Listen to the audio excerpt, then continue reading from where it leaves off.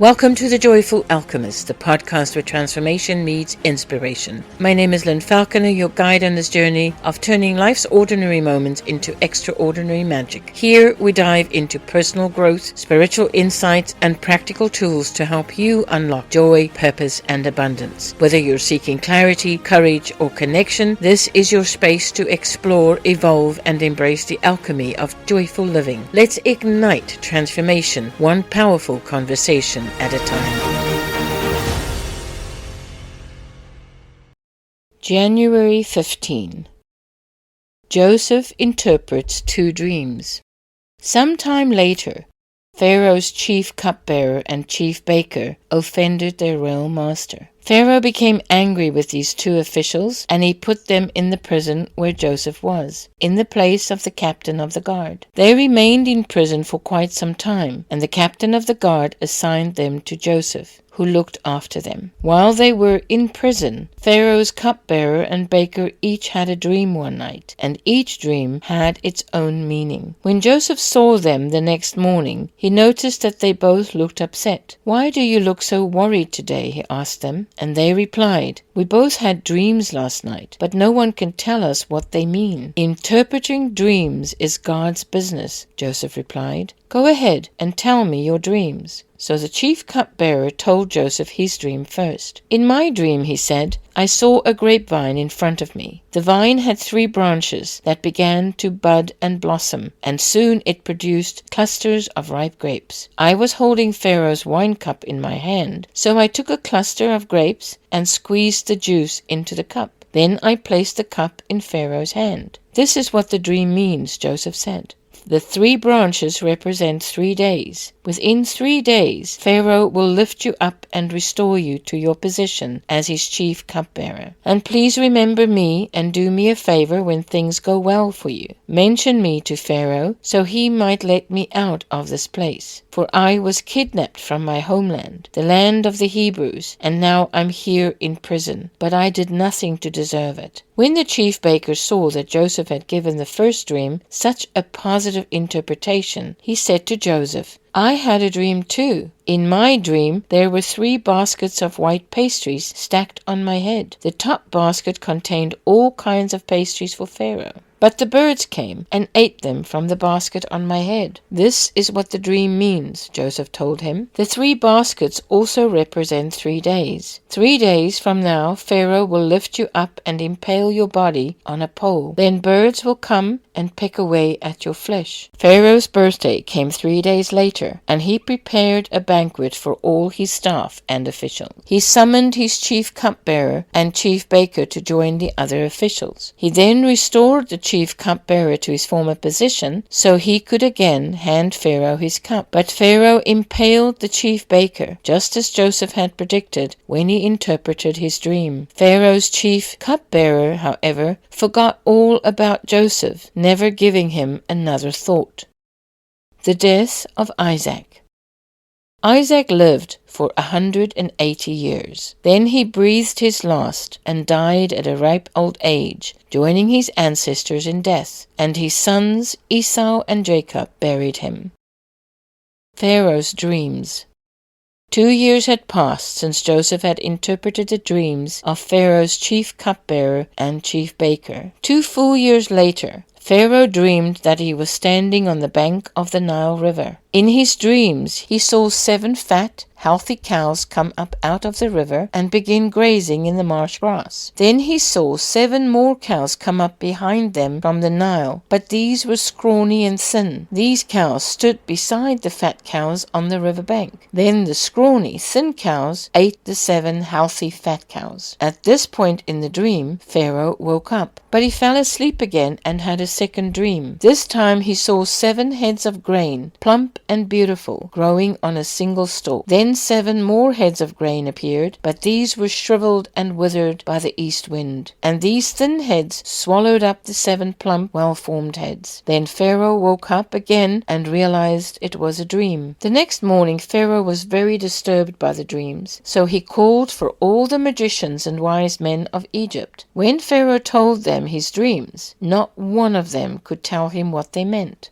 Finally, the king's chief cupbearer spoke up. "Today I have been reminded of my failure," he told Pharaoh. "Some time ago you were angry with the chief baker and me, and you imprisoned us in the palace of the captain of the guard. One night the chief baker and I each had a dream, and each dream had its own meaning. There was a young Hebrew man with us in the prison, who was a slave of the captain of the guard. We told him our dreams, and he told us what each of our dreams meant, and everything happened just as he had predicted. I was restored to my position as cupbearer, and the chief baker was executed and impaled on a pole. Pharaoh sent for Joseph at once, and he was quickly brought from the prison. After he shaved and changed his clothes, he went in and stood before Pharaoh. Then Pharaoh said to Joseph, "I had a dream last night, and no one here can tell me what it means. But I have heard that when you hear about a dream, you can interpret it." "It is beyond my power to do this," Joseph replied, "but God can tell you what it means and set you at ease." So Pharaoh told Joseph his dream. "In my dream," he said, "I was standing on the bank of the Nile River, and I saw 7 fat, healthy cows come up out of the river and begin grazing in the marsh grass. But then I saw 7 sick-looking cows, scrawny and thin, come up after them. I've never seen such sorry-looking animals in all the land of Egypt. These thin, scrawny cows ate the 7 fat cows, but afterward you wouldn't have known it, for they were still as thin and scrawny as before. Then I woke up. In my dream, I also saw 7 heads of grain, full and beautiful, growing on a single stalk. Then 7 more heads of grain appeared, but these were blighted, shriveled, and withered by the east wind, and the shriveled heads swallowed the 7 healthy heads. I told these dreams to the magicians, but no one can tell me what they mean." Joseph responded, "Both of Pharaoh's dreams mean the same thing. God is telling Pharaoh in advance what he is about to do. The 7 healthy cows and the 7 healthy heads of grain both represent 7 years of prosperity. The 7 thin, scrawny cows that came up later and the 7 thin heads of grain withered by the east wind represent 7 years of famine. This will happen just as I have described it, for God has revealed to Pharaoh in advance what he is about to do. The next 7 years will be a period of great prosperity throughout the land of Egypt. But afterward there will be 7 years of famine, so great all the prosperity will be forgotten in Egypt. Famine will destroy the land. This famine will be so severe that even the memory of the good years will be erased. As for having 2 similar dreams, it means that these events have been decreed by God, and he will soon make them happen. Pharaoh should find an intelligent and wise man and put him in charge of the entire land of Egypt. Then Pharaoh should appoint supervisors over the land and let them collect 1/5 of all crops during the 7 good years.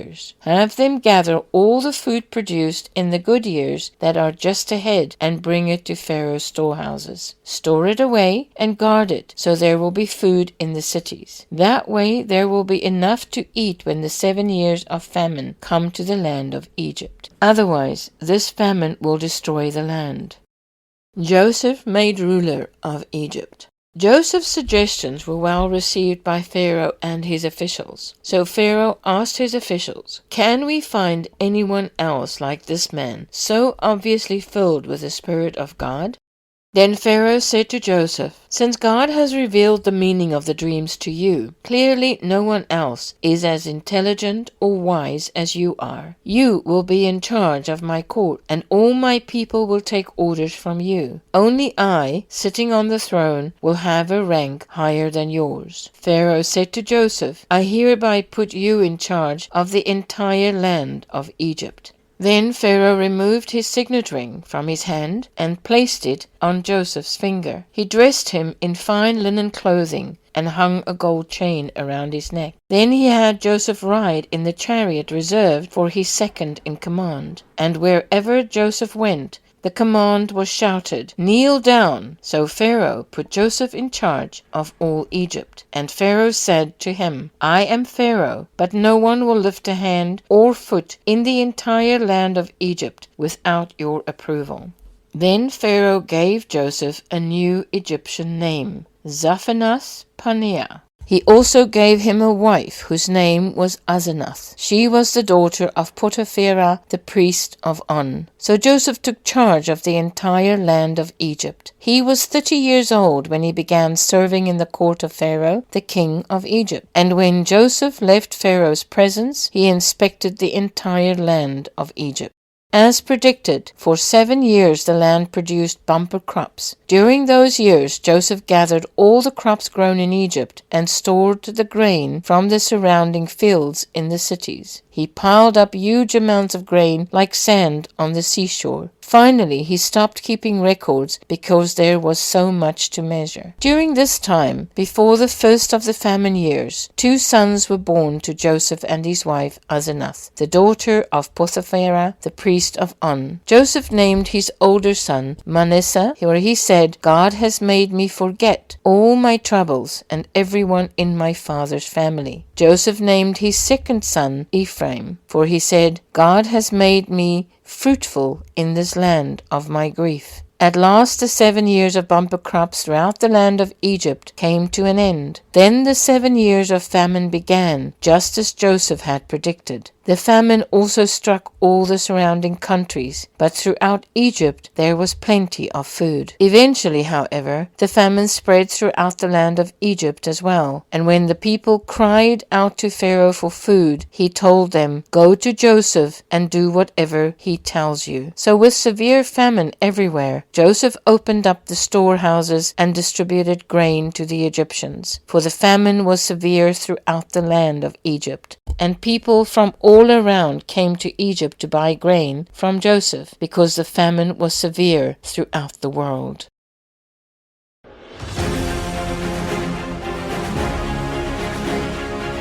Thank you for joining me on this episode of The Joyful Alchemist, where transformation and joy collide. If today's episode inspired you, don't forget to subscribe so you never miss a moment of magic. Keep shining, keep growing, and remember, you have the power to turn the ordinary into the extraordinary. Until next time, stay joyful and keep alchemizing your dreams into reality.